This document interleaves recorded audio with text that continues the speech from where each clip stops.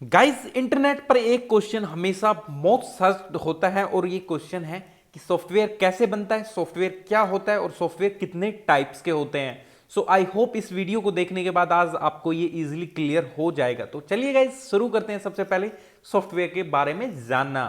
तो गाइज अगर मैं आपको आसान शब्दों में कहूं तो सॉफ्टवेयर एक तरह का निर्देश, जिसे आप कमांड बोल सकते हो। तो ये कमांड होता है जो कंप्यूटर को बताता है कि उन्हें क्या करना है। It means software is an interface between user and computer. तो ये एक इंटरफेस होता है यूजर और कंप्यूटर के बीच में। And at the end software का जो यूज होता है वो होता है हार्डवेयर को कमांड देने के लिए, सो दैट हमें आउटपुट जो रिक्वायर्ड है वो दिख सके हमारी स्क्रीन के ऊपर। सो गाइज यहां सबसे इंपॉर्टेंट है कि हार्डवेयर को हम बिना सॉफ्टवेयर के कंट्रोल नहीं कर सकते एंड सॉफ्टवेयर को बिना हार्डवेयर के हम चला नहीं सकते। इस बात को ध्यान से सुन लेना अगर आपको समझ नहीं आई हो तो आई होप आपको अब तक सॉफ्टवेयर का मतलब समझ आ गया होगा। अब बात कर लेते हैं कि सॉफ्टवेयर के टाइप्स कौन कौन से हैं। तो जनरली हम सॉफ्टवेयर को दो पार्ट्स में डिवाइड करते हैं। नंबर वन होता है वो होता है system software and number two is application software. तो चलिए बात करते हैं सिस्टम सॉफ्टवेयर की। तो गाइस सिस्टम सॉफ्टवेयर वो होते हैं जो कंप्यूटर के डिफॉल्ट प्रोग्राम्स होते हैं एंड जो हार्डवेयर एंड कंप्यूटर में यूज होने वाले सॉफ्टवेयर्स को कंट्रोल करते हैं। अगर हम इनके एग्जांपल्स की बात करें तो लिनक्स जो कि एक ऑपरेटिंग सिस्टम है, विंडोज, एंड्रॉइड, यूनिक्स, तो ये क्या हो गए, ये वो सॉफ्टवेयर है जो कंप्यूटर के हार्डवेयर को कंट्रोल कर रहे हैं। सॉफ्टवेयर जो भी हम एडिशनली इंस्टॉल कर रहे हैं उनको कंट्रोल कर रहे हैं। तो गाइस ये होते हैं सिस्टम सॉफ्टवेयर्स। बात करते हैं सॉफ्टवेयर की सेकंड टाइप जो कि है एप्लीकेशन सॉफ्टवेयर। तो गाइस एप्लीकेशन सॉफ्टवेयर वो होते हैं जिन्हें हम लोग अपनी हेल्प के लिए डेवलप करते हैं। फॉर एग्जांपल एमएस ऑफिस, हम एक्सेल का कोई भी काम या वर्ड में कोई काम कर सकते हैं।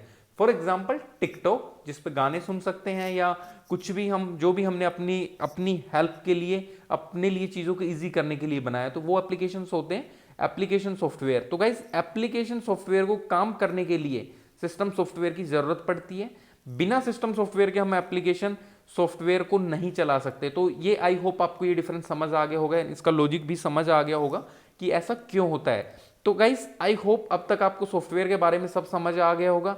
अब बात करते हैं कि कौन कौन से स्टेप्स है जो सॉफ्टवेयर को बनाने के लिए रिक्वायर्ड है। अगर आप सॉफ्टवेयर का डेवलप करना चाह रहे हैं सॉफ्टवेयर को, तो कौन कौन से स्टेप्स है जिनकी आपको नीड होगी। तो गाइस सबसे पहला जो स्टेप आता है वो ये आता है कि आपको डिसाइड करना होगा कि आप सिस्टम सॉफ्टवेयर बना रहे हैं या फिर एप्लीकेशन सॉफ्टवेयर बना रहे हैं। Both are different. I hope आपको डिफरेंस समझ आ ही गया होगा ऊपर की वीडियो, मतलब अब तक वीडियो को देखने के बाद। तो नंबर वन स्टेप इज कि आपको डिसाइड करना है कि आप सिस्टम सॉफ्टवेयर बना रहे हैं या फिर एप्लीकेशन सॉफ्टवेयर बना रहे हैं।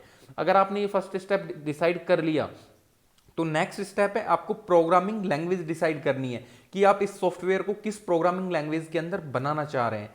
तो गाइज नंबर टू स्टेप होने के बाद, यानी कि प्रोग्रामिंग लैंग्वेज डिसाइड होने के बाद, आपको अपने रिक्वायरमेंट्स के अकॉर्डिंग कोड लिखना पड़ता है और इस कोड के पूरे कोड बेस से एक सॉफ्टवेयर बनता है। तो कुछ ये स्टेप्स होते हैं जिनको सॉफ्टवेयर डेवलपमेंट में आपको ध्यान में रखना होता है। तो गाइज अगर ये सारा काम आपने खुद किया है तो मैं आपको बुला सकता हूं एक सॉफ्टवेयर डेवलपर, एक प्रोग्रामर या फिर एक सॉफ्टवेयर इंजीनियर, क्योंकि ये काम होता है सॉफ्टवेयर डेवलपर, प्रोग्रामर या फिर सॉफ्टवेयर इंजीनियर का। और अगर आपने ये सब सही से सीख लिया तो आप एक सॉफ्टवेयर डेवलपर बन ही गए हैं। तो गाइज इन तीन स्टेप्स को फॉलो करने के बाद मेनली ये होता है कि लोकल पर एप्लीकेशन या फिर आप बोल सकते हैं कि सॉफ्टवेयर हमारे पास रेडी है, उसके बाद उसकी होस्टिंग करनी पड़ती है। लेट्स से अगर आप ने एप्लीकेशन बनाया वो एंड्रॉइड के लिए है तो आप उसको जाकर प्ले स्टोर पे होस्ट कर रहे होते हैं। अगर आपने एक वेब बेस्ड एप्लीकेशन बनाया है तो आप उसको गूगल के ऊपर होस्ट कर रहे होते हैं, या फिर आप type of in the form of website आप उसको होस्ट कर रहे होते हैं। तो ये गाइस थे कुछ कुछ स्टेप्स जो कि रिक्वायर्ड है सॉफ्टवेयर डेवलपमेंट के अंदर। एंड आई होप आपको अब तक ये वीडियो समझ आ गई होगी।